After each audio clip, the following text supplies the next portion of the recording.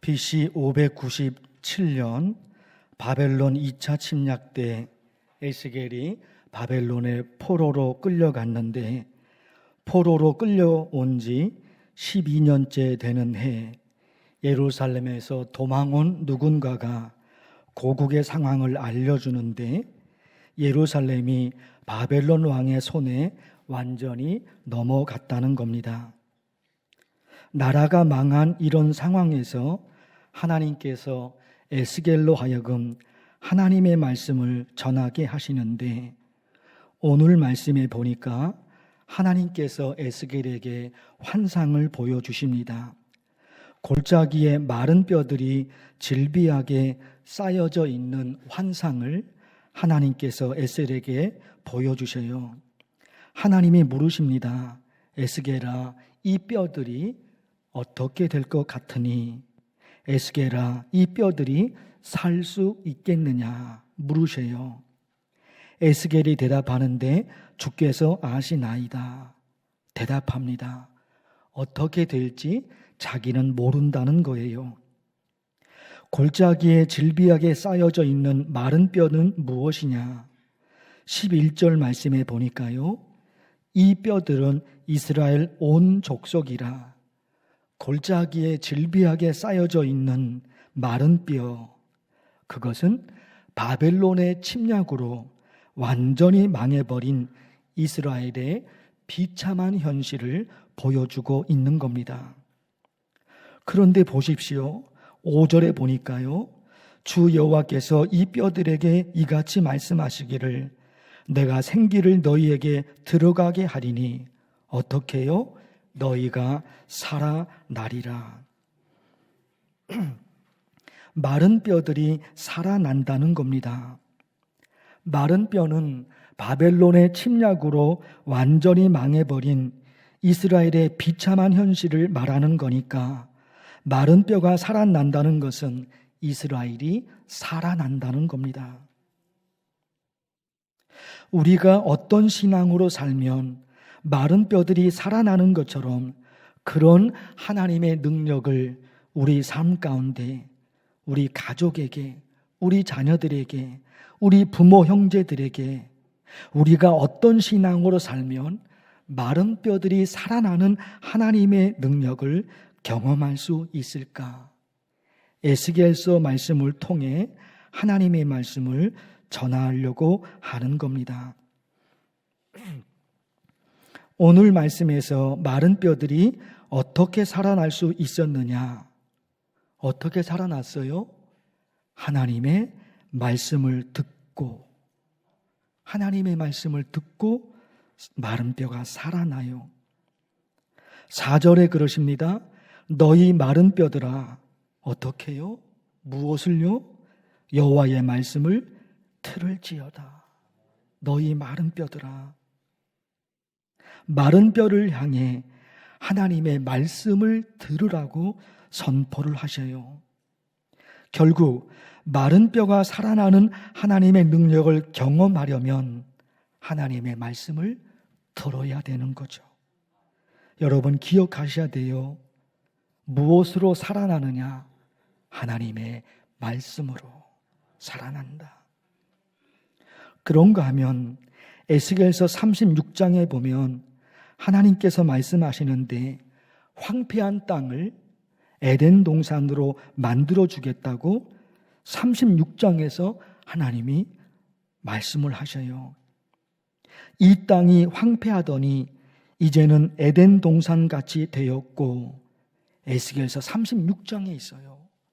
황폐한 땅, 황폐한 땅인데 그 황폐한 땅이 에덴 동산으로 바꿔지도록 하나님이 하신다는 거예요.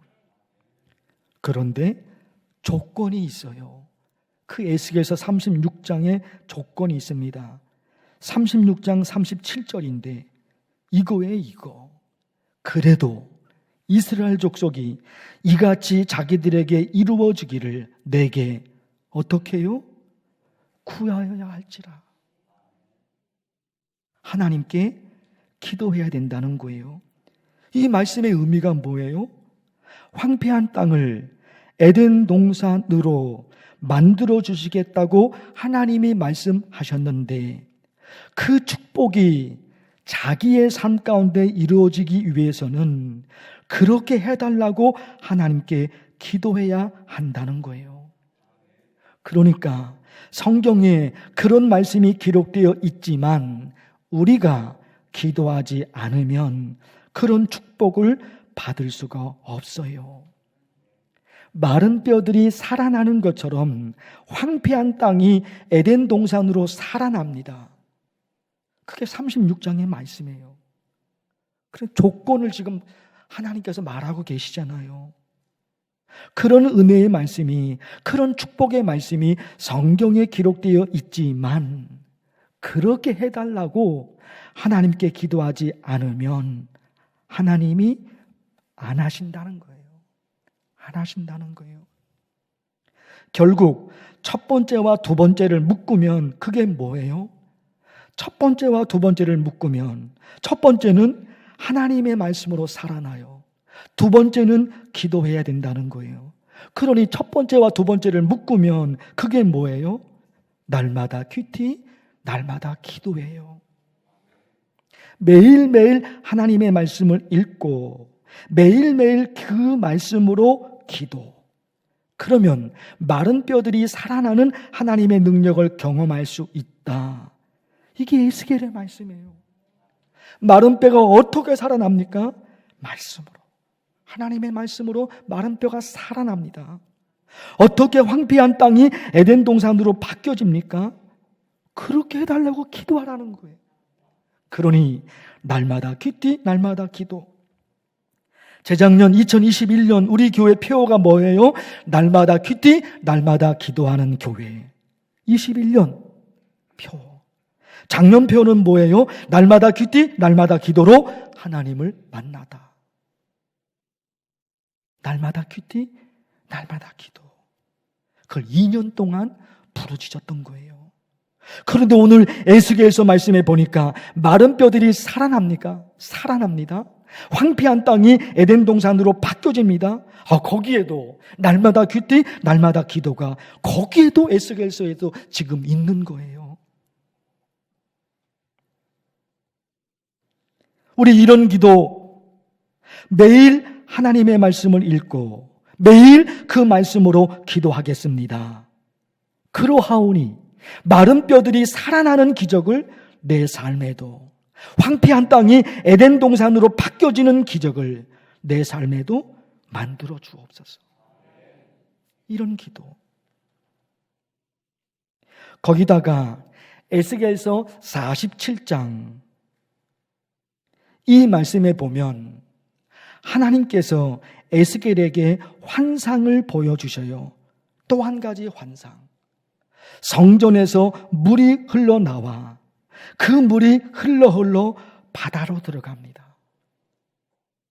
성전에서 흘러나온 물이 흘러 바다로 들어가요. 그 과정에서 어떤 역사가 일어나느냐? 47장에 있는 말씀인데 보십시오. 이 물이 동쪽으로 향하여 지금 성전에서 이제 에스겔이 환상을 또 한 가지 환상을 보고 있는 거예요. 성전이 있어요. 성전이 있는데 그 성전 문지방에서 물이 지금 흘러나오고 있는 거예요. 이 물이 동쪽으로 향하여 흘러 아라바로 내려가서 바다에 이르리니 이 흘러내리는 물로 바다의 물이 어떻게 해요? 되살아납니다. 바다의 물이 되살아납니다. 이 강물이 이르는 곳마다 번성하는 모든 생물이 살고 성전에서 흘러나온 물 때문에 모든 것이 살아납니다. 나무도 살아나고 강물도 살아나고 바다도 살아나요. 에스겔서 47장에서 하나님이 에스겔에게 보여주신 환상입니다. 여기에 메시지가 있는 거잖아요. 메시지가 있는 거예요. 바다가 살아나고 나무도 살아나고 물고기도 살아나고 모든 생물이 그리고 그 물이 흘러가는 곳곳마다 살아나는 거예요. 하나님이 에스겔에게 보여주신 환상입니다. 메시지가 뭐예요? 메시지가 뭐예요? 살아나는 역사, 하나님의 은혜와 축복이 어디서 시작이 되느냐? 성전의 성전. 성전에서 시작이 된다는 거예요. 47장 다음 48장에는 하나님께서 새로운 도시를 설계하십니다. 서론에서 말씀을 드린 대로 바벨론의 1차, 2차, 3차 침략으로 이스라엘은 완전히 무너집니다. 완전히 망해버립니다.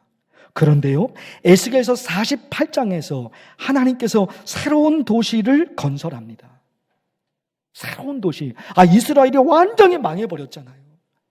하나님이 그 이스라엘에 대한 새로운 도시를, 새로운 국가를 하나님이 설계하십니다. 에스겔서 48장 말씀은 설계도예요. 한 국가가 다시 세워지는데, 한 국가가 다시 살아나는데 어떻게 지어야 되는지 그 설계도가 에스겔서 48장이 있습니다. 한 국가의 설계도. 거기에 이런 말씀이 있어요. 48장 10절에 그 중앙에 여호와의 성소가 있게 하고, 거듭 말씀드립니다. 48장은 하나님이 새로운 국가를 건설하는데 설계도예요. 이 설계도대로 새로운 국가를 건설하라 하는 겁니다. 그런데 그 설계도 중앙에 뭐가 있어요? 성전이 있어요. 한 국가의 중앙에 그 설계도에 들여다보면 한 국가, 한 나라, 그 땅 중앙에 성전이 있는 거예요. 눈에 보이는 그것을 말하기보다는 뭐예요, 그것이? 도시 한가운데, 한 국가 한가운데 교회가 건축이 됩니다. 그게 뭐예요? 성전 중심의 삶인 거예요. 성전 중심의 삶. 내 마음속에 무엇인가 중심이 있어요. 눈에 보이지 않는 어떤 내용의 중심, 그게 있지요. 그런가 하면 장소적인 의미에서 내 마음의 중심에 뭐가 있는 거예요. 그런데 에스겔서 48장에서는 성전을 중심에 두고 있는 거예요. 내 삶이 움직입니다. 내 삶이 돌아갑니다. 하루, 일주일, 그리고 한 달, 그리고 1년 내 삶이 돌아갑니다. 이 돌아가는 내 삶의 중심에 뭐가 있냐 말이에요. 내 삶의 중심에 성전이 있습니다. 그냥 지나가는 곳이 아닌 거예요. 그렇죠. 내 삶의 영역이 얼마나 많은 영역이 있습니까? 우리 가정이 있고, 우리 집이 있고, 다니는 직장이 있고, 사는 마을이 있고, 그리고 국가가 있잖아요. 하루하루 살아가는 내 삶의 모든 영역이 있거든요. 지리적인, 장소적인 의미의 내 삶의 영역이 있단 말입니다. 그런데 나는 이 수많은 내 삶의 영역 가운데 나는 내 마음의 중심에는 뭐가 있냐 말이에요. 성전이 있다는 거예요. 성전이 있다는 거예요. 제가요, 정말 교회 나간 이후부터 잘했다고 생각하는 게 있어요. 지금도. 초등학교 2학년 때 교회 간 후 교회가, 성전이 제 삶의 중심이 되었어요. 제 삶의 중심이에요. 그래서 집에서 학교로 갈 때 매일 교회에 들려서 기도하고 학교로 갑니다. 학교에서 집으로 돌아갈 때 교회에 들러서, 학교에서 교회에 들리고, 교회에 들려서 기도하고, 그리고 집으로 갑니다. 왜 그런지는 모르겠지만 내 삶의 중심에 그냥 그 교회가 있었어요. 그 성전이 있었어요. 그러다 보니까 학교로 곧장 가면 되잖아요. 그러나 집에서 교회에 들리고, 그리고 학교로 가요. 학교에서 교회로 와서 기도하고, 교회에서 집으로 가요. 돌이켜보면 왜 그렇게 했는지는 모르지만 교회가 좋아서 그랬던 거겠죠. 교회가 좋아서 그랬던 거죠. 그런가 하면요, 마음에 엄청난 절박함이 있었어요. 엄마, 아빠, 우리 가족들 예수님 믿을 수 있도록 구원시켜야 되는데 내가 어떻게 하냐 말이에요. 우리 부모 형제들, 우리 부모님, 아버님, 어머님, 우리 형제들 행복하게 살아야 되는데 뭐 할 수 있는 게 있어요? 없지요. 하나님밖에 없는 거예요. 그 절박함이 있다 보니까 곧바로 학교로 가지 않고 교회를 들려요. 곧바로 집으로 가지 않고 교회를 들려요. 여러분, 세 가지 내용을 묶어서 이런 기도가 돼요. 하나님, 제가 매일매일 하나님의 말씀으로 읽겠습니다.